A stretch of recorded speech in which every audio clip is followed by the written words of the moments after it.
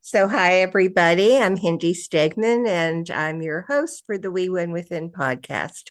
And today we have an amazing guest, Al Marie Shooter, or Shuta, or however you pronounce it.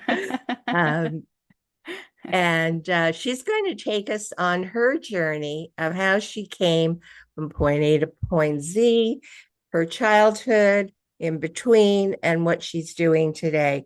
And listen carefully because there are some pearls of wisdom that you're going to get from her that are absolutely amazing.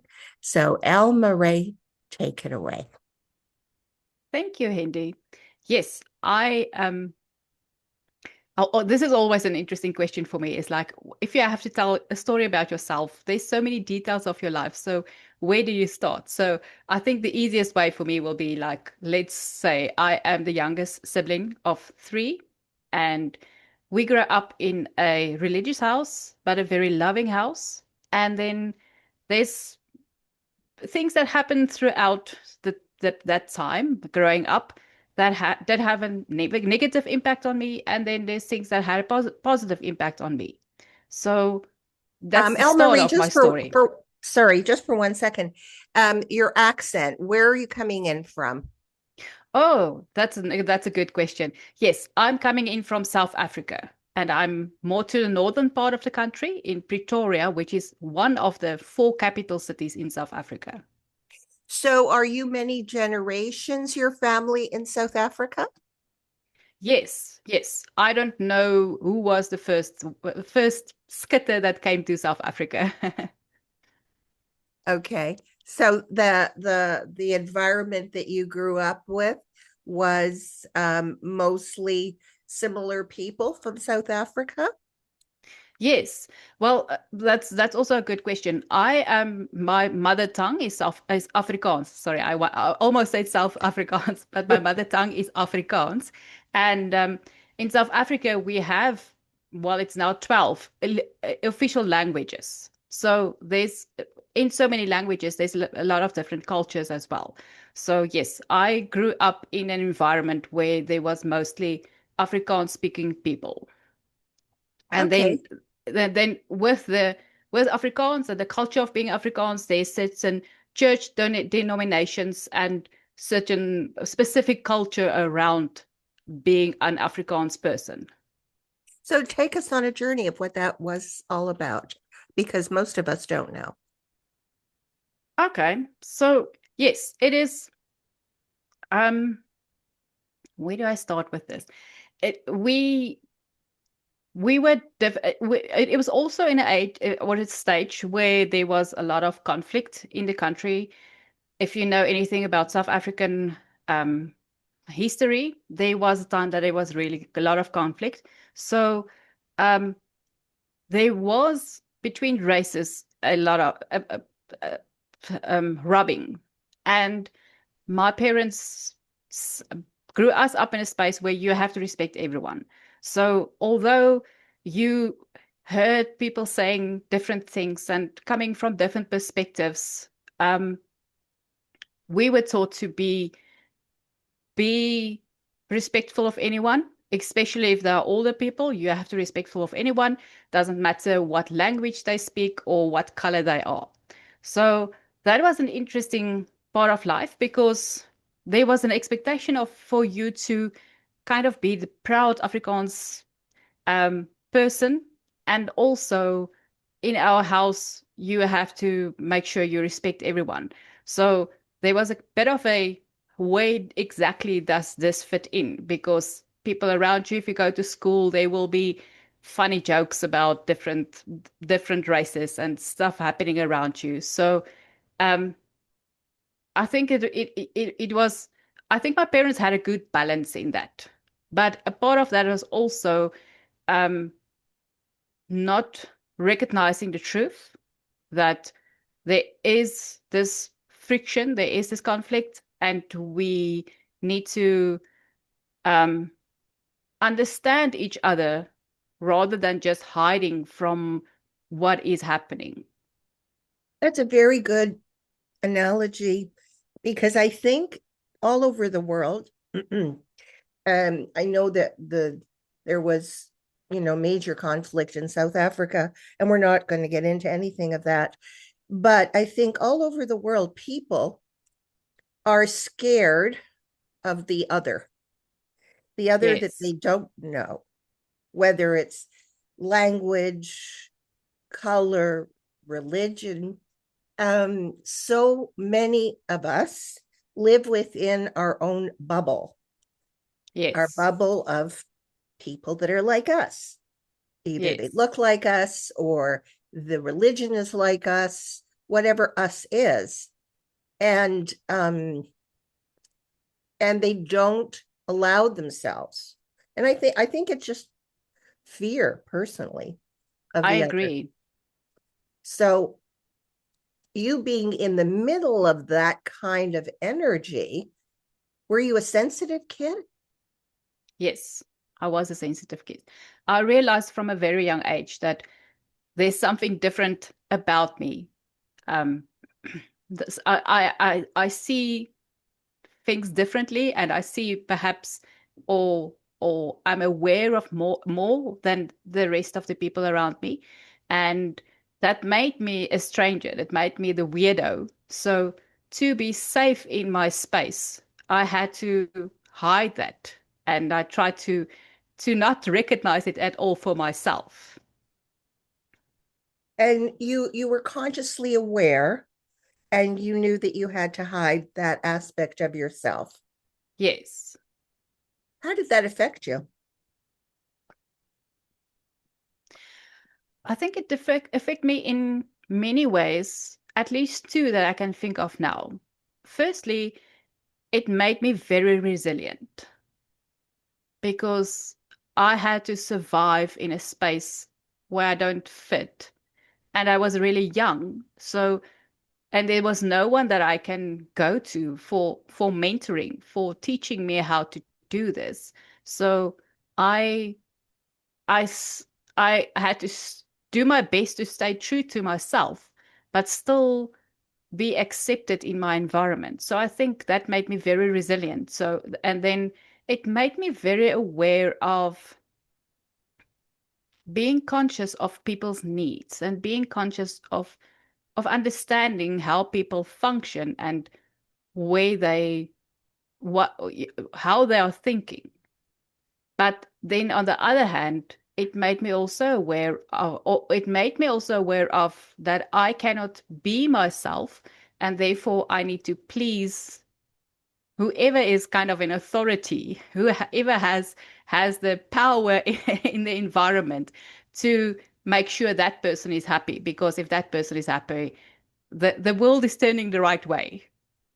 So you are one of the pleasers of the world who grew up, and so many of us, especially girls, um, felt safer being the pleaser within the family, especially, right? And then that Yes, became part of our persona as we grew up until we yes. may have woken up one day and said, oh, I'm a pleaser and I don't want to be a pleaser all the time. Was Yes. How was it for you? Did you have this like aha moment? I'm not going to be a pleaser anymore? Or are you still a pleaser? Um, I think I am recovering, very much on the way of recovering from being a pleaser. There's a lot of times that I still feel like, okay, this, whatever happened, I didn't handle um, truly true to myself. I was pleasing someone in this instance. But yes, unfortunately or fortunately, I'm not sure. That wasn't like a peaceful aha moment where I I shifted, where I decided to need a shift, decided that I need to shift. Um, I finished school and I moved to another town and I got involved with a man, and we had a many years relationship, and we got married. And then at some point I realized that I am not healthy. I'm not fully a person, fully Elmarie, and I'm not healthy in this relationship. So I started to investigate, why am I not feeling healthy here? And that's only really where I realized that I was people pleasing. And unfortunately, the relationship was not the type of relationship where I can go into that and say, like, this is the problem. We need to revisit this and reprogram, or however you need to want to say it, this relationship. I knew that if I stayed in this relationship, I'm gonna break down completely. I won't be able to get back to myself and build myself up strongly. So yes, there was an aha moment, but it wasn't oh, aha, let's not stop people pleasing it. It was quite a journey, and there was some trauma and some um hard work in that. So, what were you feeling leading up to that? You say I didn't feel healthy. Expand on that a little bit, because I think a lot of times people either become robotic in their feelings or they numb out and don't really look at feelings. Can you expand on what you meant? What was leading up, the actual feelings that you felt were unhealthy, if that's okay? Yes, that's okay. Okay, I would go with I numbed out. But I numbed out and became robotic.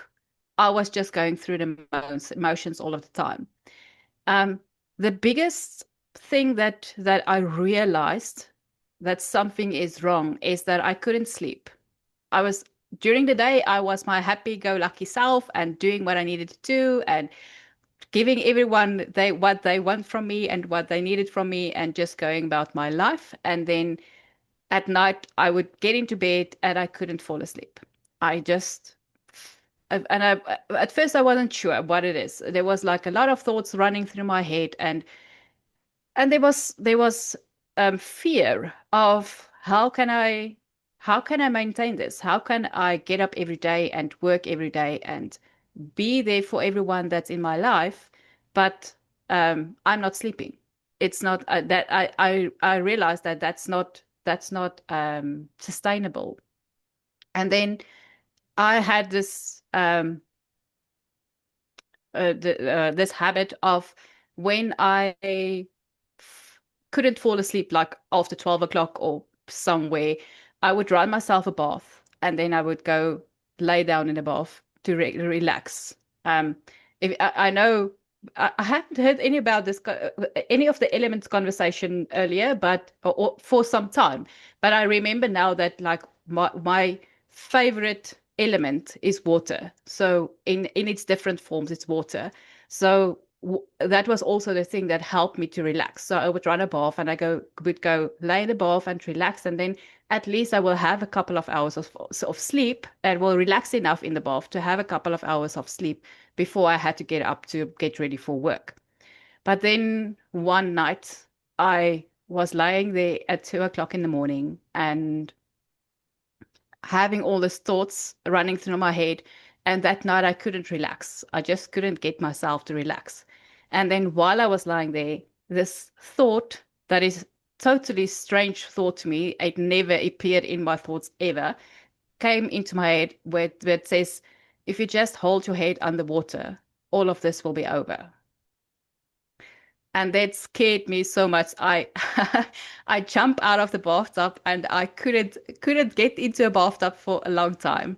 But that was kind of the pivot moment for me, that I realized this cannot continue. I have to get help. I have to get to understand what is happening here. Why am I feeling this way? Um, so that was the turning point for me. And did you have anyone that you could talk to openly and honestly within your family or close friends? Was there anyone there for you? No, there wasn't anyone there that I trusted enough to speak to about all of this. So That next day on the radio, I heard an advertisement of an a calling service where you can call if you are feeling depleted or depressed or something. So that night I phoned them, and this lady was really helpful, and she talked me through it, and she referred me to um a family counseling organization in my area. And then I booked a session with the counselor, and then I worked with the counselor for a couple of months. But that was the only person that I trusted enough to share all of this with. So often um, people don't want to talk about the dark the dark thoughts that we have, and so many people have at times in your life. And I have interviewed many people, and the thought of suicide is something that comes up for people. It comes up for children, young children. It comes up for adolescents. It comes up for adults because they want the pain to stop. Yes. They don't really want to leave this world. They just want the pain to stop, and they don't know how. And so, fortunately, you had the wherewithal to realize that something had to be done. And I think the more that society is willing to talk about, yes, I've had these thoughts. No, I haven't done anything about it, but I came close, not necessarily, and what did I do? I loved myself enough. What do you think it was after you heard the voice that really woke you up, Elmarie? I think a part of it was this is completely out of character. This is not me. The realization of this is something that don't belong to me. That was a part of it. And then the fear of, if I go through with this, um, what is it going to be? But what is going to happen? And also the fear of, if I stay the way I am, stay in the troubles and the thoughts and the emotions that is keeping me awake at night, how does the future look? How this is It's not sustainable. That fear of, I cannot live this way. So you the universe, if we want to call it that, sent you a message through the radio. Um, Yes. here, here, call us. Yes. And you heard it. And that message might have been on the radio many times and you never heard it. You know, Yes. sometimes when we're really ready, that's when we hear the message, even though the message has been coming for a long time. Yes. That's So true. take us through that journey of going for um discussing what was going on, realizing, there was something better. What was that like for you? Because that also is scary when we start talking about ourselves also, right? Yes. Yes, that's true. That is scary. Um, I think a part of now that you asked the question, I'm trying to remember what did I discuss with this person, and I know there was a lot of that I discussed with the lady, but I can't remember specifics of that. Um, so a part of well, I am the person that if I make a choice and I decide this is what I'm going to do, I do it. Um, I go through with my choice, and I don't do it halfway. So I just decided that I'm going to show up for myself. This is not about the counselor that I'm meeting. This is about me. And I'm going to show up for myself. And it was a bit, there was a bit of struggle to get off from work for that. And I had to go very scary to my manager and tell her I need help, and I've contacted a counselor, and this is what's going to happen. Once a week, or I can't remember exactly how, I think it was once a week. Um, I need this 2 or 3 hours away from work to do this. And um, that was a scary experience. But then I realized that this manager of mine isn't really the hard person that she is as a manager. She has a heart inside of her as well. So she wasn't angry or anything about it. And then I went there and starting to talk, now that I think about it, starting to talk about these things was hard at first.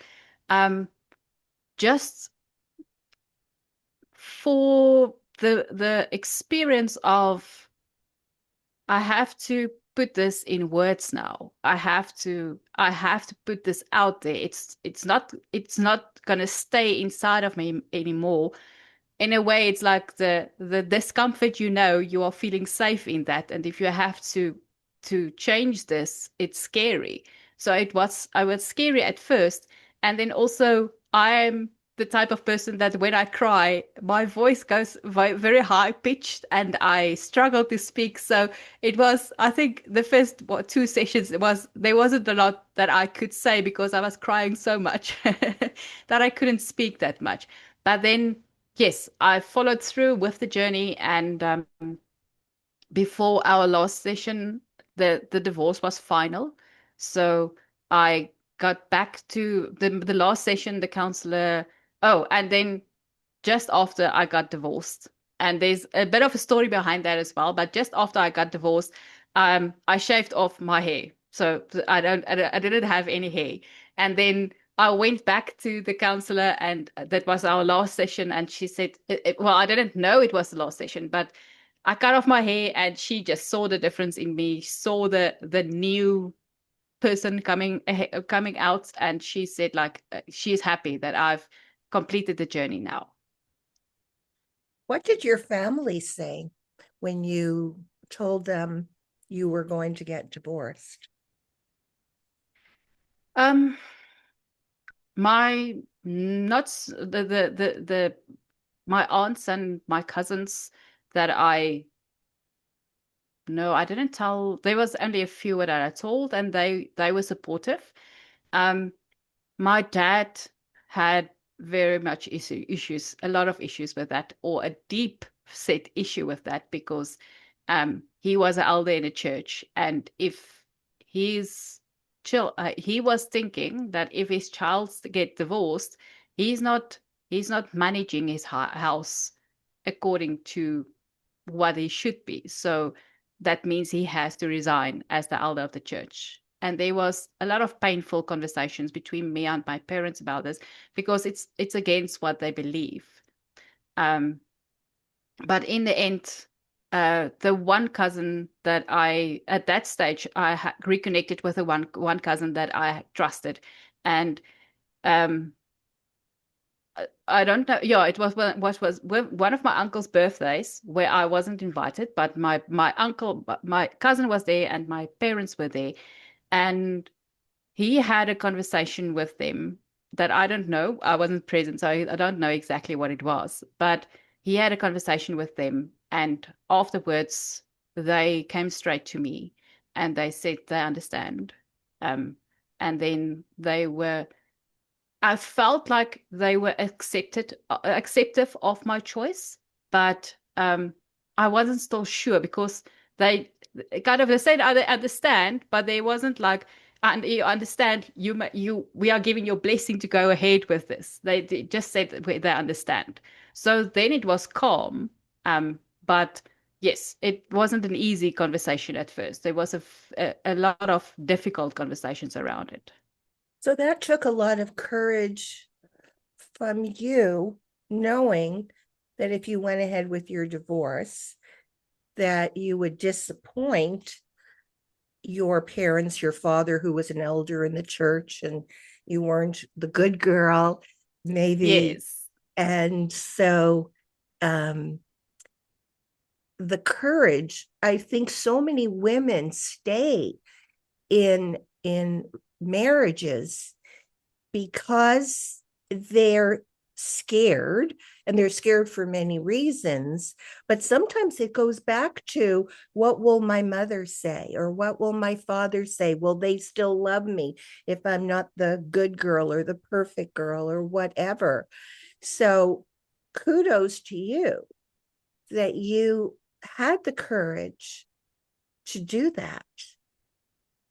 Thank you. And did you did you eventually did the relationship get better eventually, or it was just accepting but not encouraging kind of thing?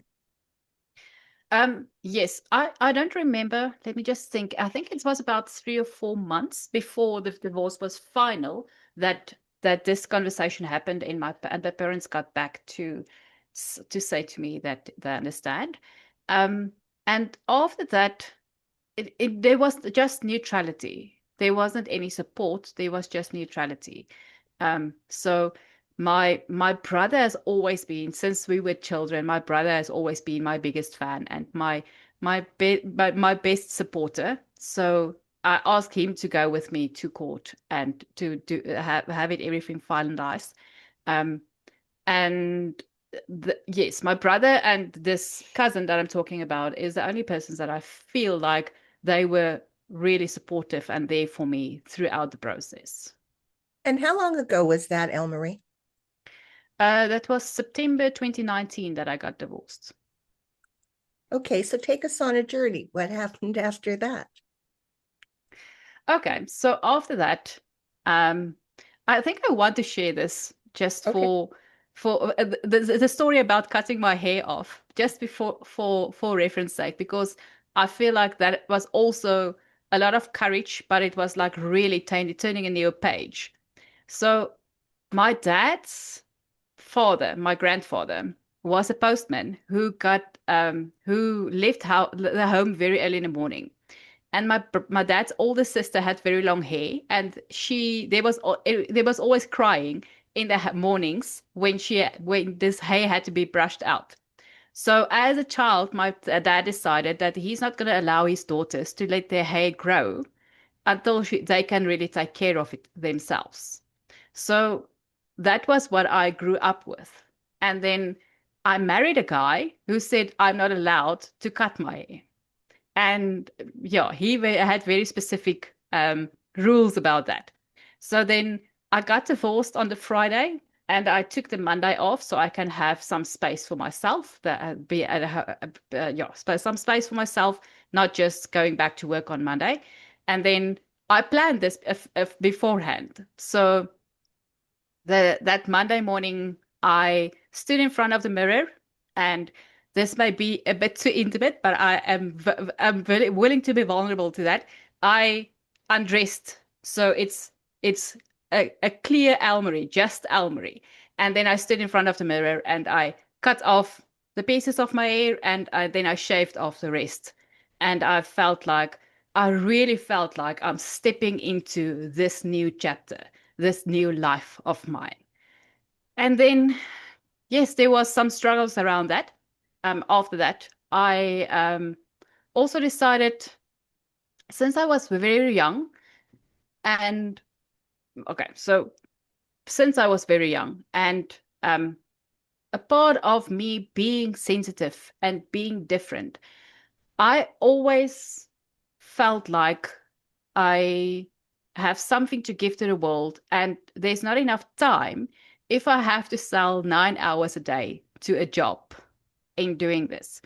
So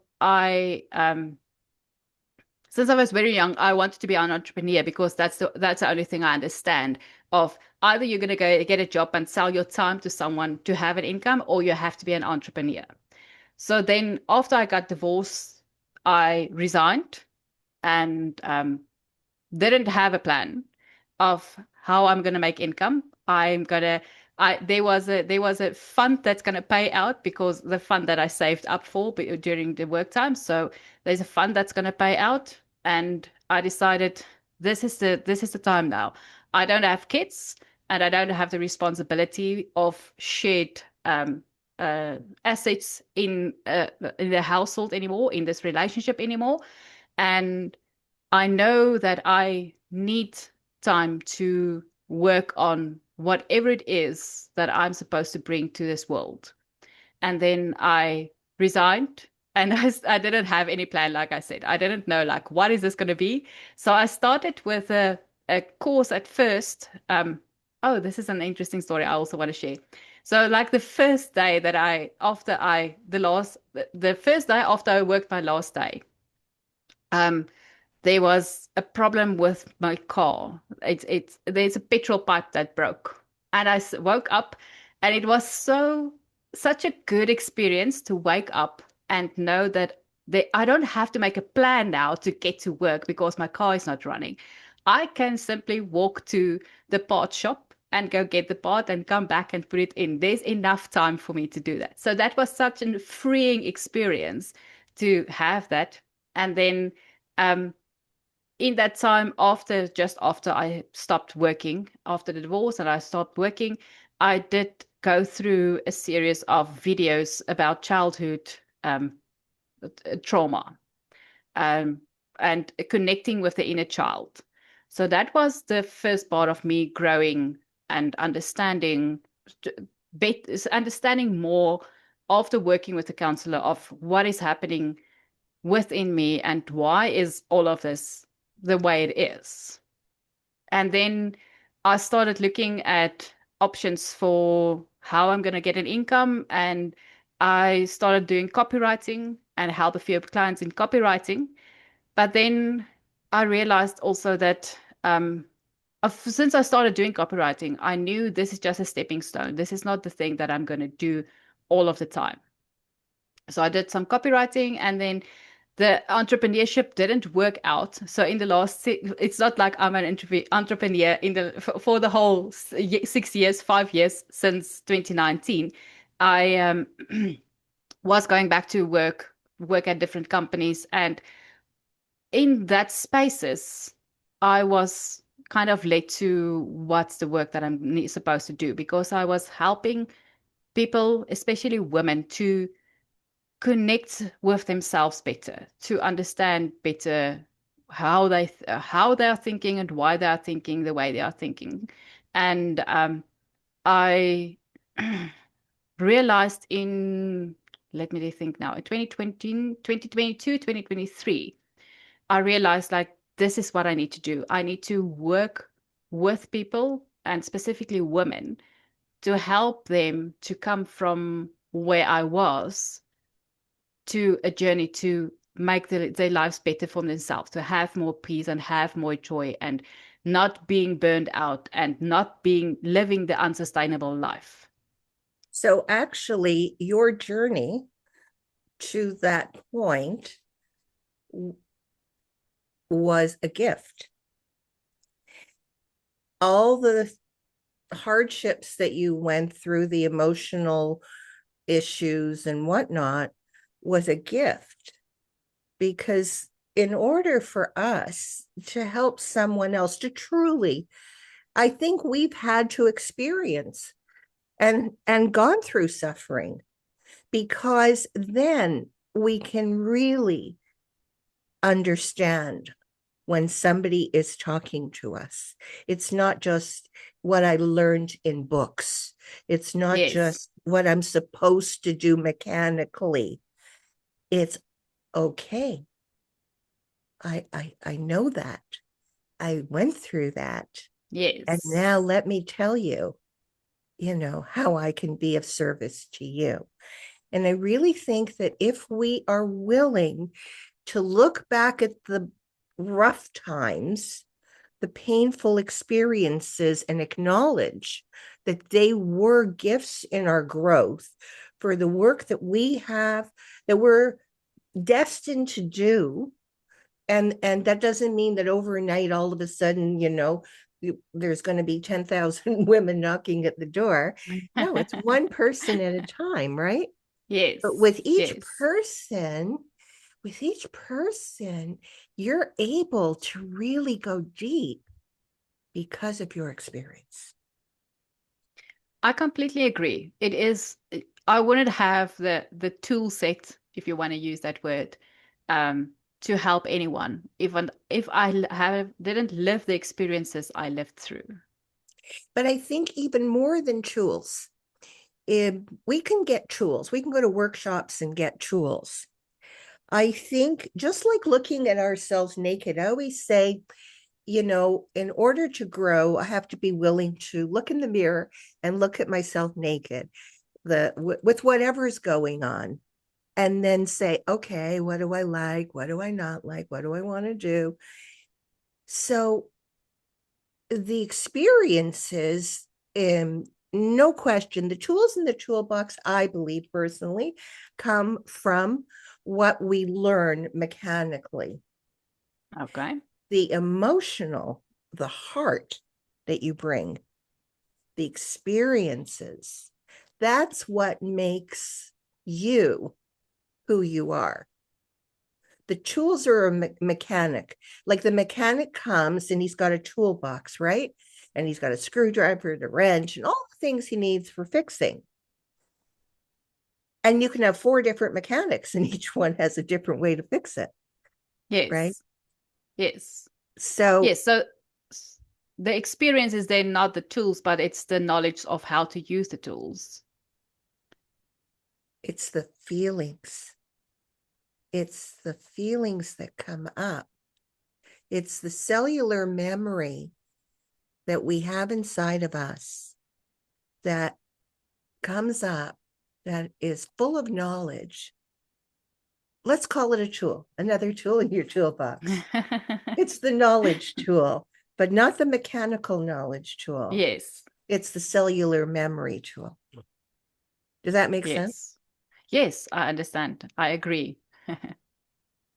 And so that's what you bring with your memories. Yes. So, what do you do? How do you help women?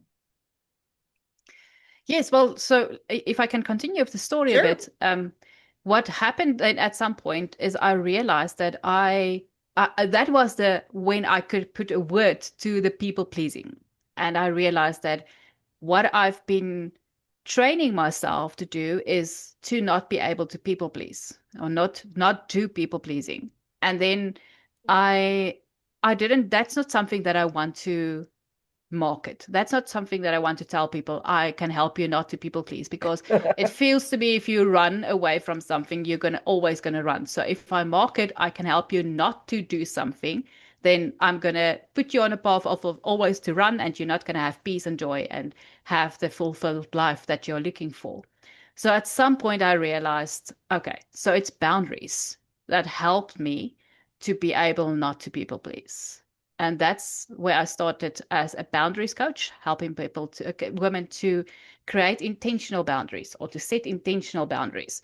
Because Give I me an believe, example. Give me an example. okay, so, well, I believe that we are setting boundaries all of the time, which is oftentimes not intentional. So, for example, a mom driving home with the kids and she had a bad day at work and someone upset her or something went wrong there. And then the kids are just playing and having fun and she's frustrated, so she shouts at them. So the reactional or unintentional boundary that she puts in place there is that if I'm frustrated, I'm going to shout at you. So that's not I don't think any mom really wants that. Any mom wants to have children be afraid of just playing around because mom is going to shout at us.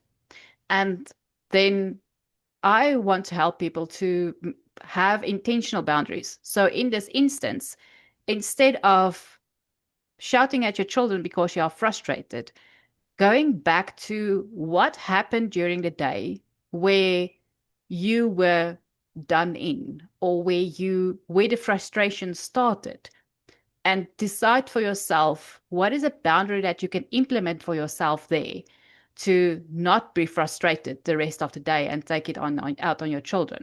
So that may be the boss was upset and he tore up the piece that you worked all morning on. So what are you going to do with that? Can you really change what your boss is doing? No, you can't. I cannot change what your boss is doing, but you can, if it works for you, if you have the ability to do that, you can get up and to your boss and tell him that this is not acceptable. You are not do not appreciate this. Or you can set for yourself a boundary that says that whatever happens at work, I leave at work. So maybe if it's difficult to do that, you take 5 minutes after you clocked out and go sit in your car and ground yourself again. Find a space inside of you where you find happiness and peace. And then only after you are grounded, go pick up your children and have good family loving family time with your children. Wouldn't that be what kind of beautiful world would we have if people did that, right? Yes. We're just go, go, go, go, go, and we are reactionary in so many instances. So proactive rather than reactive, but we live in a reactive world. And having that tool and the awareness, you know, would, I mean, it's a gift for you, but it's a bigger gift for your children, isn't it? Yes. Yes. So that is one of my dreams. I'm happy that you're putting it that way. That is one of my dreams, is that if I can be part of, I don't know, I know I'm not able to reach every woman all over the world, but if I can be part of a a program or just starting an awareness that in every household a child has the model of a person with healthy intentional boundaries, I die happy. So, do you work with people online? Because today, of course, with Zoom and whatnot, or in person, or either or, are you doing groups? Are you doing one-on-one? What do you find for you works best? Yes, what works best for me, and this is also an example of boundaries, is to work online. So we have kind of a professional setting for doing the work. So I work online, and then I, up until now, I was mostly worked with women one on one. So the process will be, let's look at your journey, what's happening in your life, and then I customize. I don't have a like this is day one and we learn this, and this is day two and we learn this.